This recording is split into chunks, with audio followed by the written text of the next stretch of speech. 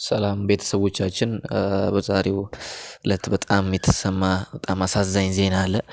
በተወዳጅነት የሚታወቀው አርቲስት ነጻነት ወርቅነህ ባረፈበት ድንገተኛ ህመም ከዚህ አለም በሞት ተለይቷል። በጣም የሚያሳዝን ነው የሰው ልጅ ህይወት።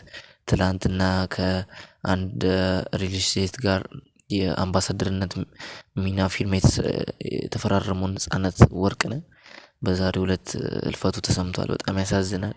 በጣም በተወዳጅነት በተለያዩ ፊልሞች የሚታወቅ ባለፉት 5 አመታት ከዛም በሚበልጥ አመታት በኢቢኤስ የቤተሰብ ጨዋታ አዘጋጅነት ይታወቃል። ነጻነት ወርቅነህ እጅግ ልብ የሚነካ ዜና ነው የሰማነው በጣም ያሳዝናል።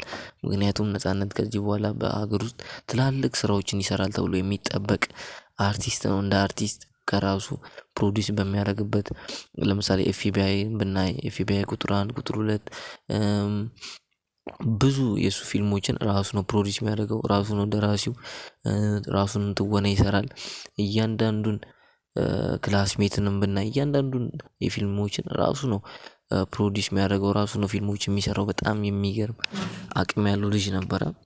አዎ አድማጮች ብዙዎች እንደሚሉት ነጻነት ወርቅነህ ጥርሳችንን ከፍተን እንድንስቅ ስለ ኢትዮጵያ ወይም ስለኛ ብዙዎች እያሰቡ እንዳይጨናነቁ የሚያደርግና በጣም የሚገራርሙ ቀልዶችን እና ደግሞ ቁም ነገሮችን የሚሰጥ በጣም ኢትዮጵያ ውስጥ በጣም ከሚወደዱ በባህሪያቸው በጣም ምስጉን ከሆኑ ደግ ከሆኑ በጣም ከጓደኞቹ በጣም ይሄን ነገር መስማት ይቻላል። ነጻነት ወርቅነህ ኢቢኤስ ላይ በኢቢኤስ ጨዋታ ላይ እዛ ጋር የሚመጡትን ተወዳዳሪዎች የሚይዝበት መንገድ ከህፃናት ጋር የሚያወራበት እሱ በጣም ትልቅ በእድሜ የሚበልጣቸው ልጆች የሚሆኑ ሰዎችን ነው የሚያቀርበው ግን የሚያወራበት መንገድ በጣም ትሁት የሆነ ሰው ነው። ነጻነት ወርቅነህ በጣም እኔ ልቤን ነው የነካኝ ዜናው ስንሰማ በጣም የተለያዩ ምንጮች አሁን እየጠቀሱ ያሉት ነገር አለ ግን ይሄ ነው በዚህ በሽታ ነው ማለት አልፈልግም። ምክንያቱም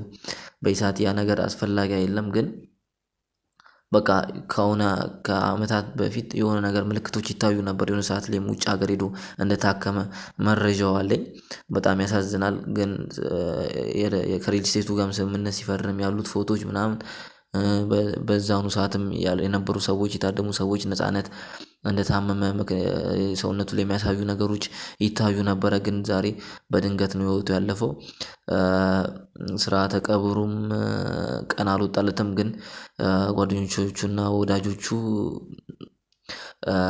ከተሰበሰቡ በሽኝትም ይደረግለታል በብሄራዊ ቲያትር ተብሎ ይጠበቃል። በጣም ያሳዝናል እኔ ልቤን ነው የነካኝ ግን ግልጽ የሆነው ምንም አይነት ፌክ ያልሆነ መረጃ ነው። ነጻነት ወርቅነህ በጣም ከዚህ አለም በሞት መለየቱ ነው ከዚህ ብዙ ነገር ልንማር እንችላለን እንደ ህዝብ በቃ እንደ ሰው ትላንትና የሆነ ነገር ይሰራል ጥሩ ነገር ይሰራል አዲስ ፊልም ይሰራል የተባለው ነው ዛሬ እንደዚህ ያለፈው እኛም በህይወታችን ውስጥ ትልቅ ነገር ጥሩ ነገር መስራት እንዳለብን ያስተምረናል ማለት ነው። አመሰግናለሁ